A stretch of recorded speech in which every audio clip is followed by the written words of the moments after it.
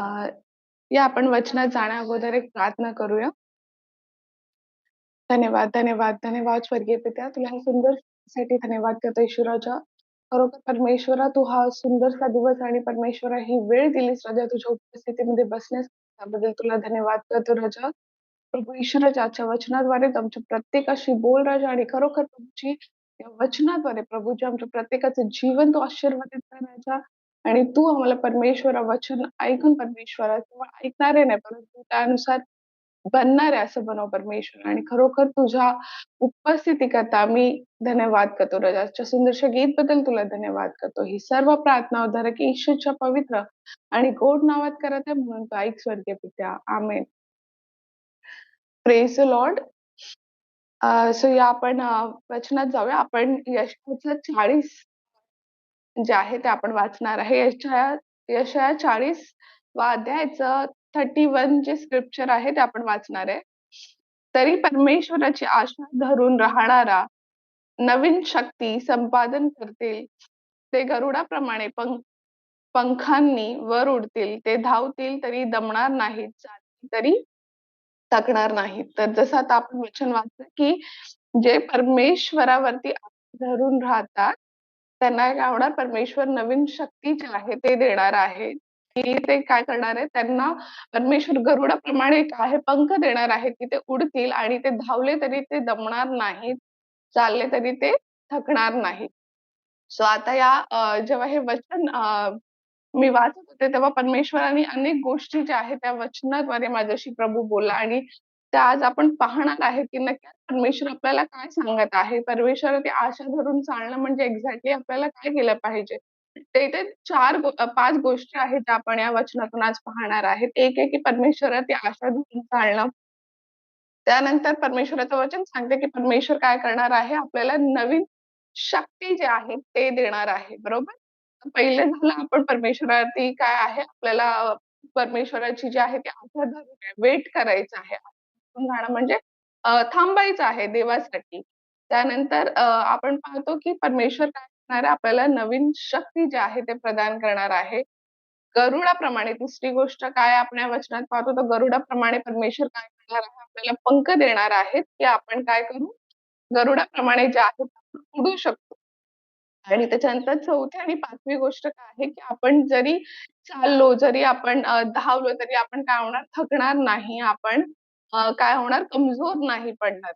So या 5 गोष्टी ज्या आहेत त्या आजच्या वचनातून आपण पाहणार आहे. तर तुम्हाला एक छोटंसं एक्झाम्पल मी सांगते. नक्की जे आहे ना, आज हे वचन आपल्याला सांगते, की तुम्ही परमेश्वरासाठी आशा धरून राहा. म्हणजे आपल्याला काय करायचं आहे? अनेक वेळा ना आपल्याला खूप काही गोष्टी करायच्या असतात, बरोबर?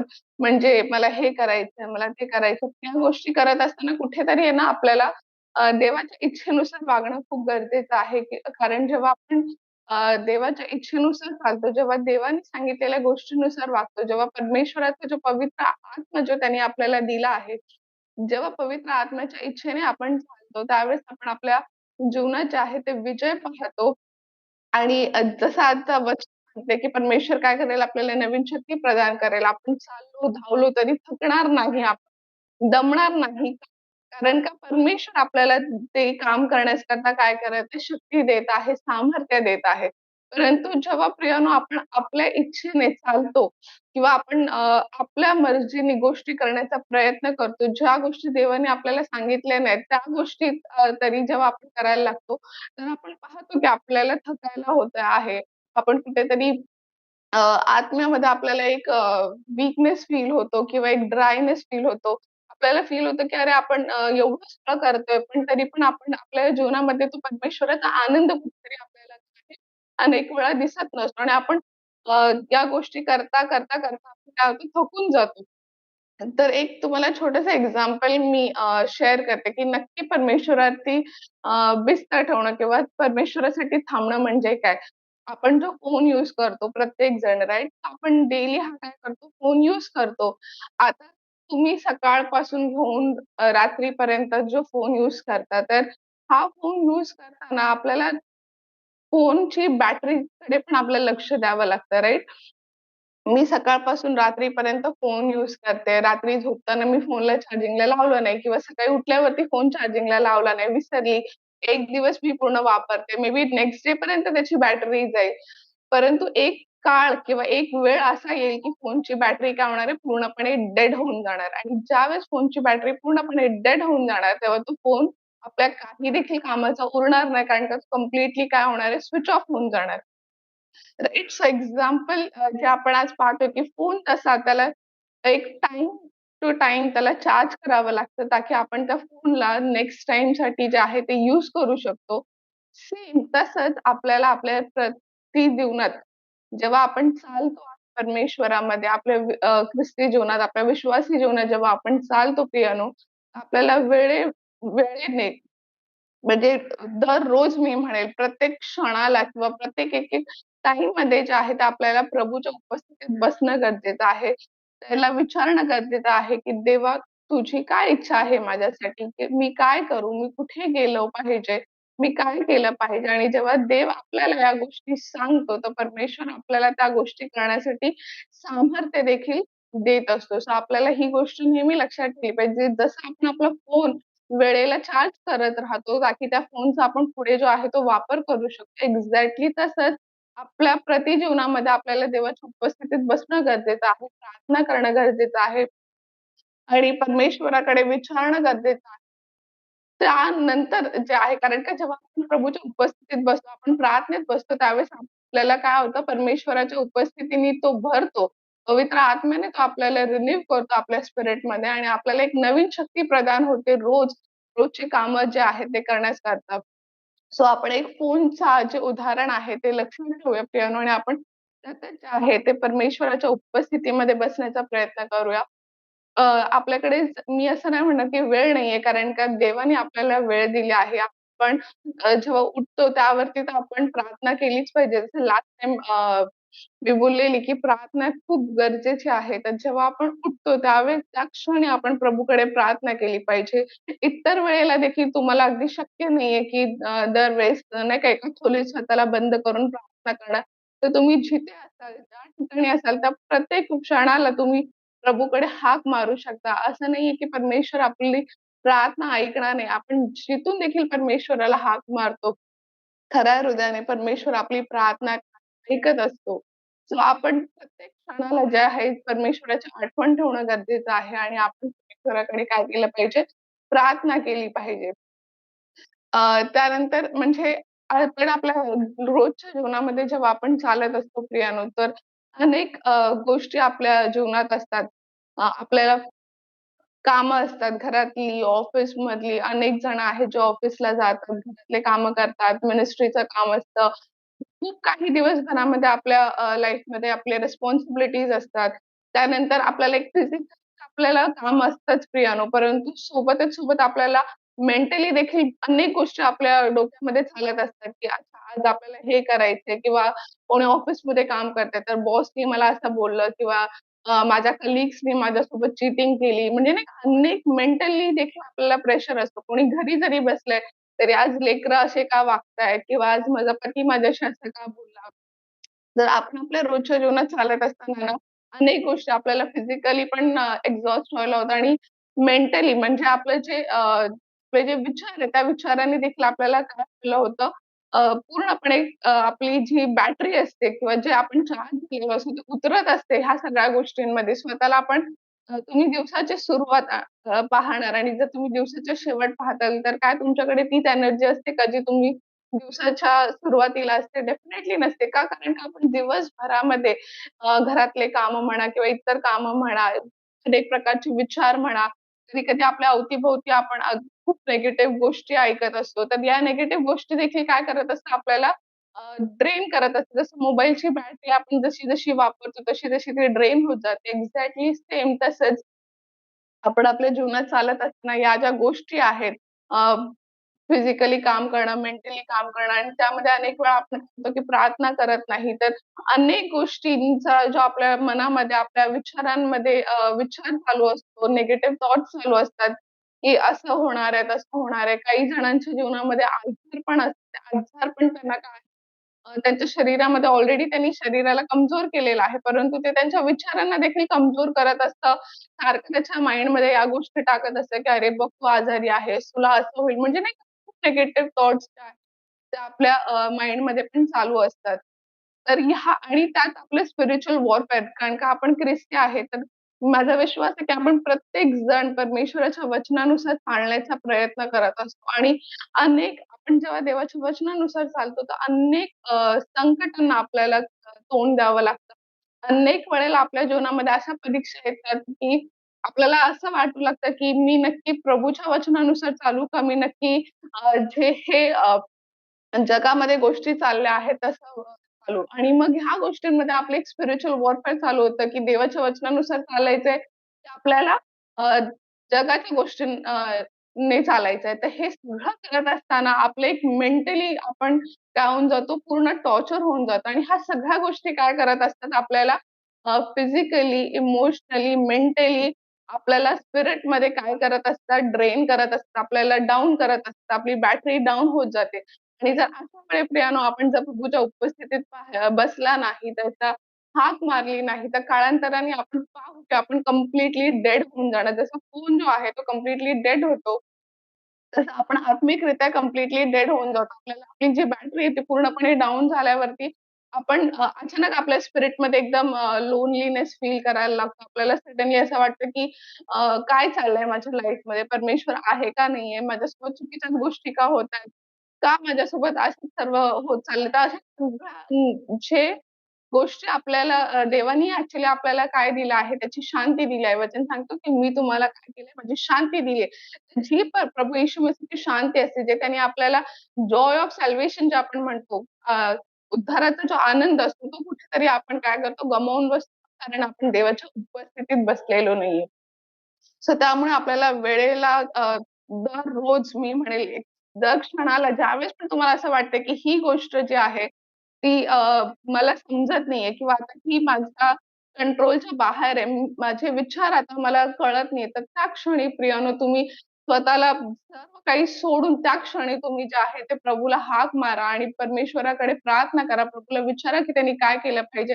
अनेक वेळा आपण आपल्या आत्म्यामध्ये आपण स्तुती आराधना करू शकतो, प्रार्थना करू शकतो, की जे कोणी ऐकत नाही आणि तुम्ही पाहाल, की त्यानंतर प्रभू येशू मसीहची जी आहे ती एक अलौकिक शांती जी आहे ते तुमच्या जीवनामध्ये जे आहे ते येत राहते.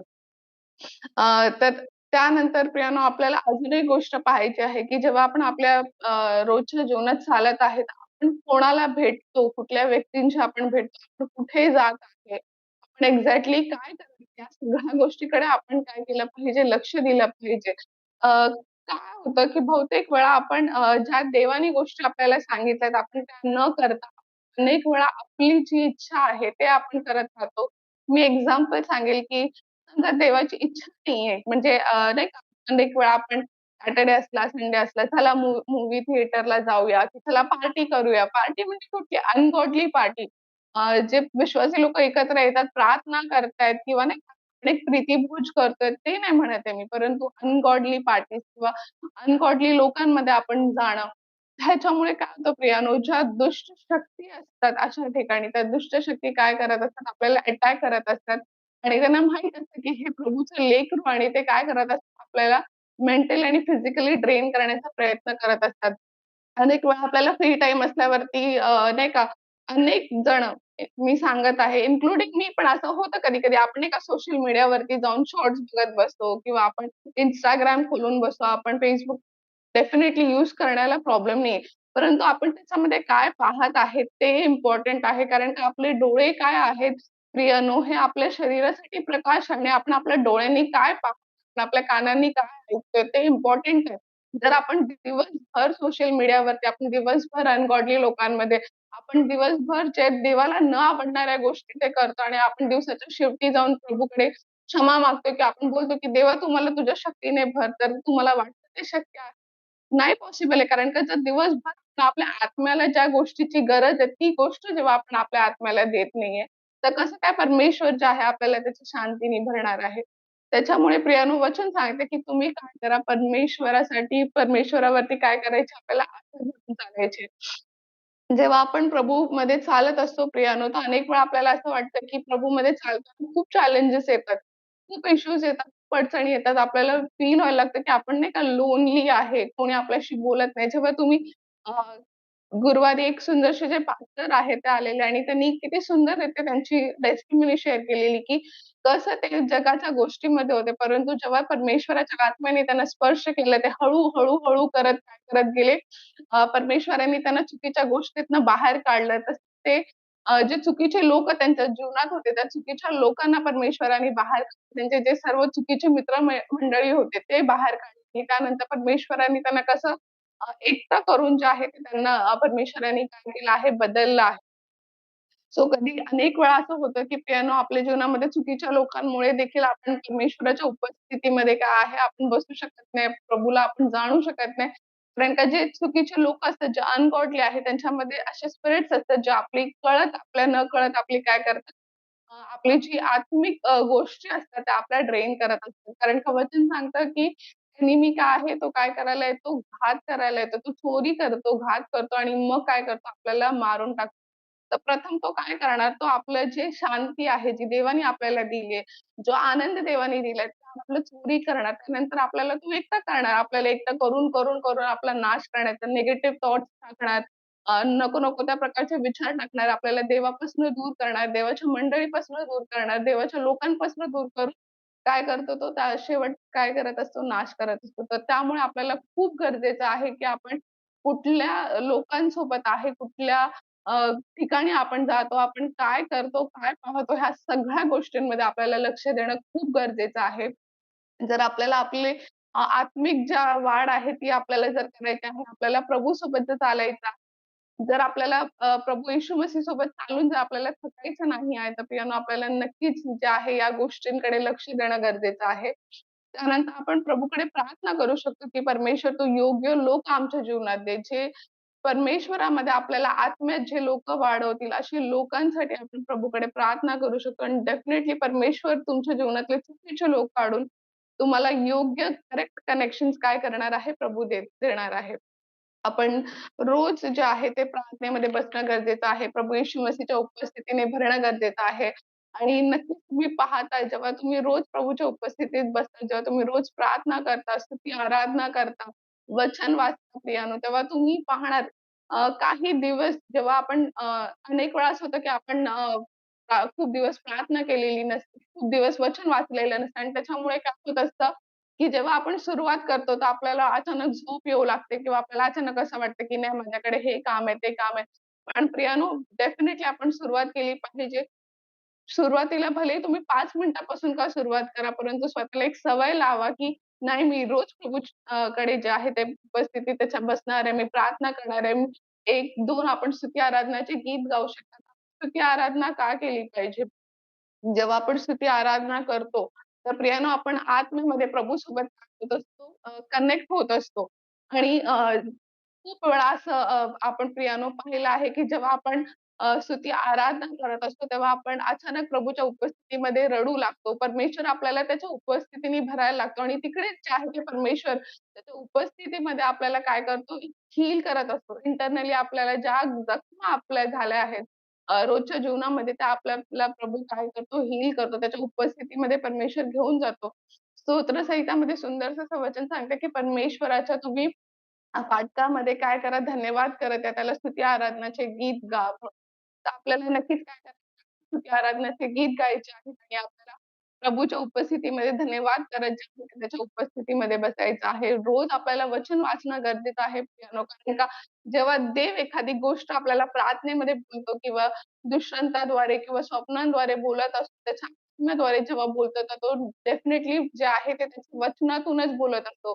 जर आपल्याला वचन ठाऊक नाही प्रियानो आणि आपण किती देखील प्रार्थना करतो, आपण स्तुती आराधना करतोय, परंतु एनिमी जो आहे, जो सेटन आहे तो काय करतो आपल्याला वचनं आपल्याला माहीत नसल्यामुळे आपल्याला तो फसवण्याचा प्रयत्न करू शकतो. जसं आपल्याला सुंदरसं बायबलमधलं एक्झाम्पल माहिती आहे. येशू ख्रिस्त जेव्हा 40 दिवस उपास प्रार्थना केली, त्यानंतर जेव्हा एनिमी येतो, सैतान येतो तो त्याला वचनातून काय करत असतो, त्याला फसवण्याचा प्रयत्न करत असतो, की वचन हे सांगतं, वचन ते सांगतं आणि जर प्रियानो आपण वचन वाचत नाही, आपण बायबल वाचत नाहीये, तर काय होणार आहे त्याच्यामुळे आपलं वचनचं जे ज्ञान आहे ते कुठेतरी अधुरं आहे आणि त्याच्यामुळे एनिमी आपल्याला सहजरित्या येऊन काय करू शकतं, फसवू शकतं.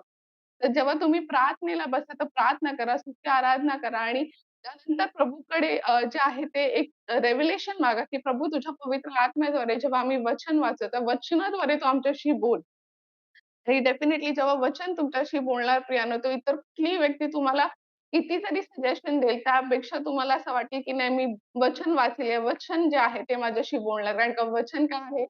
जिवंत आहे आणि ते आपल्याशी दरवेळेला काय करत असतं? बोलत असतो. सो आपण डेफिनिटली जे आहे ते प्रभूचं वचन नक्कीच वाचलं पाहिजे, की त्याच्याने काय होणार आहे, की आपलं स्वतःचं जे आहे ते प्रोटेक्शन होतं. जेव्हा आपण जगिक गोष्टींमध्ये जगत असतो, आपण कंप्लीटली जगापासून वेगळं होऊन जगू नाही शकत, राइट? आपल्याला याच जगात राहून जगायचं आहे, राहायचं आहे, गोष्टी करायच्या आहेत. परंतु तरी पण देवाचं वचन सांगतं, की तुम्ही या जगात असून पण तुम्ही या जगाचे नाही आहात.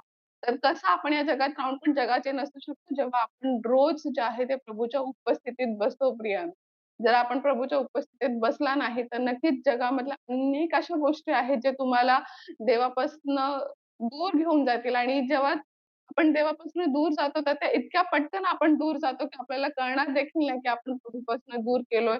आणि काही दिवसानंतर जेव्हा तुम्हाला सडनली आत्म्यामध्ये एक ड्रायनेस फील होतं, तुम्हाला वाटतं, की का प्रभूची उपस्थिती मला जाणवत नाही? का मला देवाचा आवाज ऐकत नाही? तेव्हा आपल्याला कळू लागतं, की आपण काय प्रभूपासून दूर गेलेलो आहे. सो आपण या गोष्टी नेहमीच लक्षात ठेवणं गरजेचं आहे. मी जेव्हा हे वचन वाचत होती, तर प्रभूनी मला एक सुंदरशी गोष्ट या वचनातून सांगितली, की अ, प्रभूच आणि आपलं कनेक्शन एका वायफाय प्रमाणे असलं पाहिजे. कसं असलं पाहिजे वायफाय प्रमाणे? जसं आपल्या फोनमध्ये जेव्हा आपण इतर ॲप यूज करतो ना, WhatsApp यूज करतो, अनेक गोष्टी यूज करतो, तर आपल्याला इंटरनेटची गरज लागते प्रियानो. एक्झॅक्टली तसं आपलं कनेक्शन देवासोबत त्या वायफाय असलं पाहिजे, की आपल्या या रोजच्या जीवनात आपण चालतो ना, तर आपल्याला त्याच्या उपस्थितीशिवाय आपण काही करू शकत नाही. तर तो जे बोलतो त्याच्याशिवाय आपण काही करू शकणार नाही. जर आपण प्रयत्न जरी केला तरी काय होणार आहे ते एक्सेस नाही. काय येणार एरर? आपण इंटरनेट जेव्हा आपल्या फोनमध्ये नाही, तर आपल्याला काय एरर येतं? No internet access. So exactly आपलं देवासोबत असं नातं असलं पाहिजे ना, त्या वायफाय सारखं, की कुठेही जाऊ, सदैव आपण त्याच्यासोबत काय केलं पाहिजे? कनेक्टेड असलं पाहिजे. अगदी कुठलीही परिस्थिती असो, त्याच्यासोबत कनेक्टेड असणं गरजेचं आहे. मी तुम्हाला माझी एक छोटीशी टेस्टिमनी सांगेल प्रियानो आणि शेअर करेल. खूप टाईम अगोदरची गोष्ट आणि अनेक वेळा माझ्यासोबत अशी गोष्ट होते, की जेव्हा आपण एखाद्या परिस्थितीत असतो, की जिथे आपल्याला कळत नाही, की आपण नक्की काय केलं पाहिजे आणि खूप भयंकर परिस्थिती आहे. म्हणजे अशी परिस्थिती आहे, की आपल्याला असं नाही का वाटतं, की अ, तेव्हा तू म्हणजे देव कुठे आहे? आपण लोनली वगैरे फील करायला लागतो. तर माझ्या जीवनात अशी मी एक आहे खूप वर्ष अगोदर जेव्हा मी जस्ट विश्वासात आले होते, प्रभूला जाणत होते आणि प्रभू माझ्याशी त्यावेळेला खूप अद्भुत आणि अलौकिकरित्या बोलायचे. आज बोलतो परमेश्वर, परंतु डेफिनिटली ही टेस्टिमनी जी आहे ती मी तुमच्यासोबत शेअर करेल, की माझ्या मम्मीचं ट्रीटमेंट चालू होतं कॅन्सरचं आणि त्यावेळेला मी घरात एकटीच होती, की जिला मम्मीला दवाखान्यात घेऊन जायचं. तिची केमोज मध्ये तिला हॉस्पिटलला घेऊन जायचं. त्याच्यात मी जेव्हा जॉब करायची, तर मला नाईट शिफ्ट्स असायचे आणि मग आमच्याकडे फायनान्शियली गोष्टी कमजोर असल्यामुळे मला अनेक ठिकाणी असे फाउंडेशन्स होते, जे असे कॅन्सरच्या जे पेशंट्स आहेत त्यांच्या ट्रीटमेंटसाठी काय करतात, पैसे देतात. पण तुम्हाला तिकडे जाऊन काय करावं लागतं, अप्लाय करावं लागतं. मी नाईट शिफ्ट्स करायचे आणि त्याच्यानंतर सकाळची वेळ असायची. ती सकाळची वेळ ऑफिसमधून सुटल्यावरती मी अनेक ठिकाणी जायचे आणि जे आहे ते ॲप्लिकेशन्स टाकायची. त्याच्यानंतर घरी यायची, 2 तास झोपायची आणि लगेच मग मला मम्मीला केमोला घेऊन जायचं असायचं. म्हणजे आणि केमो कमीत कमी 3-3, 4-4 तास चालायचं. म्हणजे मला घरी येता-येता दुपार व्हायची. फार दुपारी अगदी 3 तास पण झोप नाही मिळायची आणि परत ऑफिसला जायचं. सो ह्या सगळ्या गोष्टी करत असताना ना मी खूप थकायची. फिजिकली मी खूप थकून जायची. परंतु प्रियानो मी एक गोष्ट तुम्हाला सांगते, ती वेळ अशी होती की एखादी जर दुसरी व्यक्ती असती, जी जगात आहे, जी प्रभूला ओळखत नाही, कदाचित त्यांनी हार मानली असती. परंतु देवाने मला त्यावेळेला थकू नाही दिलं. बिलकुल पण निराश होऊ नाही दिलं. परंतु ज्यावेळेस मी एकटी ट्रॅव्हल करायची ना, तर प्रभू येशू मसीह मला असं वाटायचं माझे ते लिटरली बाजूला उभे आहेत. ते माझ्याशी बोलायचे आणि मला लिटरली ते हसवायचे. जे जे वचन मी वाचलेलं असायचं, मम्मीचे जेव्हा केमो चालू असायचे, तर मी तिथे बाजूला बसून बायबल वाचत राहायचे आणि ते जे वाचलेलं वचन आहे ना, परमेश्वर मी एकटे असताना माझ्याशी बोलायचे, की "बघ वचन असं सांगतं, बघ वचन." जेव्हा माझ्या डोक्यामध्ये एखादा निगेटिव्ह थॉट यायचं किंवा यांनी बोलायचं, की "हे बघ हे तर होणार नाही. बघ तू काही पण कर, असं होणार नाही." तर इमिडिएटली प्रभू येशू ख्रिस्ताचा आत्मा मला यायचा आणि लगेच सांगायचा, "बघ वचन असं सांगतं बाळा, तू हे कर तू." आणि तुम्हाला लिटरली मी सांगते, की ज्यावेळेस मी ट्रेनमधून वगैरे एकटी ट्रॅव्हल करायचे ना, माझ्या चेहऱ्यावरती जसं प्रभू मला ते वचन सांगायचं, एक अद्भुत प्रभू येशू मसीहची ना स्माईल माझ्या चेहऱ्यावर यायची, की किती पण वेळ असू दे, परंतु प्रभू येशू माझ्यासोबत आहे. आणि भले ती वेळ अशी होती, की माणूस मेंटली, फिजिकली खूप स्ट्रेस्ड आउट होऊन जायचा. परंतु देवाने मला त्यामध्ये इतकं सुंदर सांभाळलं, की ती वेळ निघून गेली आणि मला कळलं पण नाही, की ना माझ्या मम्मीचं ट्रीटमेंट पण कंप्लीट झालं. जे फायनान्सची गरज होती, ते फायनान्स पण भेटलं आणि प्रभूने अधिक मला त्याच्या उपस्थितीमध्ये भरत ते दिवस कधी निघून गेले हे कळलं नाही. सो मी तुम्हाला हेच सांगत आहे प्रियानो, की जेव्हा आपण कितीही वाईट गोष्ट आपल्या जीवनात असो, किती मोठं संकट असो, परंतु जेव्हा आपण देवासोबत चालतो, तर आपल्याला ते संकट आपल्याला काहीही आपलं करू शकत नाही आणि देव आपल्यासमोर ते संकट एकदम एवढंसं करून टाकतो आणि आपल्याला त्या संकटातून पण देव काय करतो, एकदम हसत मुखत बाहेर काढत असतो आपल्याला. का? कारण का देवासाठी कुठली पण आपल्यासाठी गोष्टी अशक्य असतील, परंतु देवासाठी काही पण अशक्य नाही. तर आपण नेहमी लक्षात ठेवलं पाहिजे. आणि म्हणून मी सतत बोलत असते, की आपण काय केलं पाहिजे, देवाच्या उपस्थितीत बसणं गरजेचं आहे, प्रार्थना करणं गरजेचं आहे, वचन वाचणं गरजेचं आहे. कारण का परमेश्वर आपल्याला त्याच्या काय शक्ती सामर्थ्याने भरत असतो. आपण पटकनचे 2 एक्झाम्पल पाहूया, की बायबलमधून ज्यांनी देवावरती विश्वास ठेवला आणि त्यांनी त्यांच्या जीवनात काय केलं, आनंद पाहिला आहे, देवाची उपस्थिती पाहिली आहे आणि त्यांना परमेश्वराने एका नवीन सामर्थ्याने भरलं आहे. आपल्याला नोहा जो आहे तो माहीत आहे.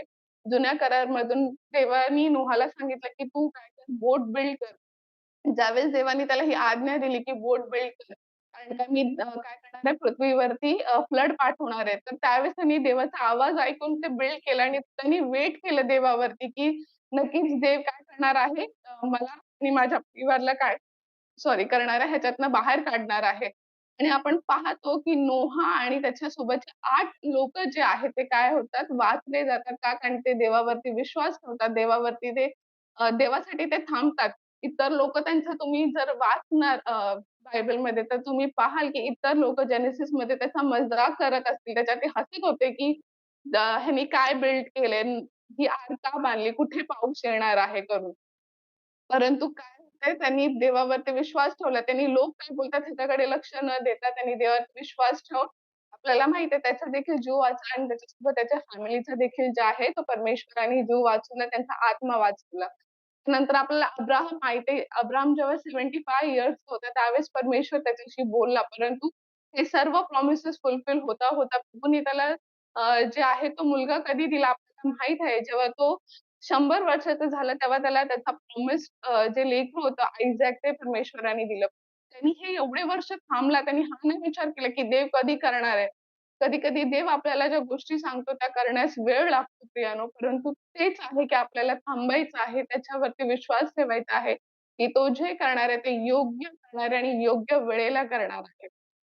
त्यामुळे आपण देवावर विश्वास ठेवायचा आणि ज्या गोष्टी त्यांनी आपल्याला सांगितल्या, जे प्रॉमिसेस त्यांनी आपल्याला त्यांचे प्रोफेसीज त्यांनी त्याच्या दासाद्वारे केले, ते तो नक्की पूर्ण करणार. जेव्हा आपण त्याच्यावरती विश्वास ठेवतो, विश्वास योग्यतेने चालतो आणि आपण आपल्या इच्छेने जेव्हा चालत नाही, तर आपण पाहणार ते आशीर्वाद आपल्या जीवनात काय होतात, रिलीज होतात.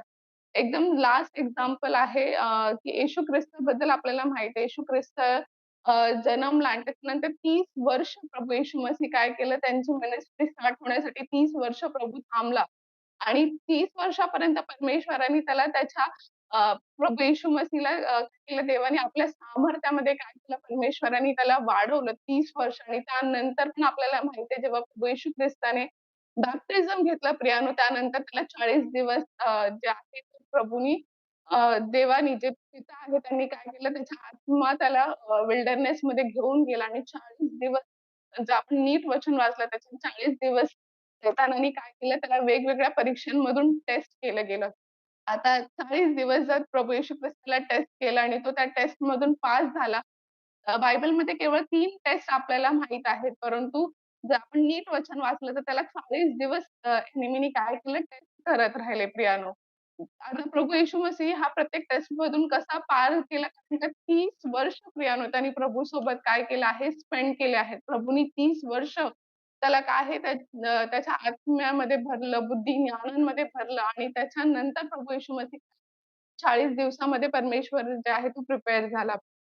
सो त्यामुळे आपल्याला देवावरती, परमेश्वरावरती आपला विश्वास ठेवायचा आहे. जे प्रभू येशू मसीह आपल्याला सांगतो, आपल्याला ते ऐकून प्रभूवरती विश्वास ठेवून चालायचंय. कठीण परिस्थिती असेल, कठीण गोष्ट आपल्या जीवनात होतात. अनेक वेळा आपल्याला लोनलीनेस फील होऊ शकतो प्रियानो. खूप त्रासातनं जावं लागतं जेव्हा आपण देवावरती त्याच्या केलेल्या प्रॉमिसेससाठी वेट करतो, त्याच्या वेळेसाठी वेट करतो. टेम्पटेशन्स येऊ शकतात, की तू हे कर, तू करू शकतोस.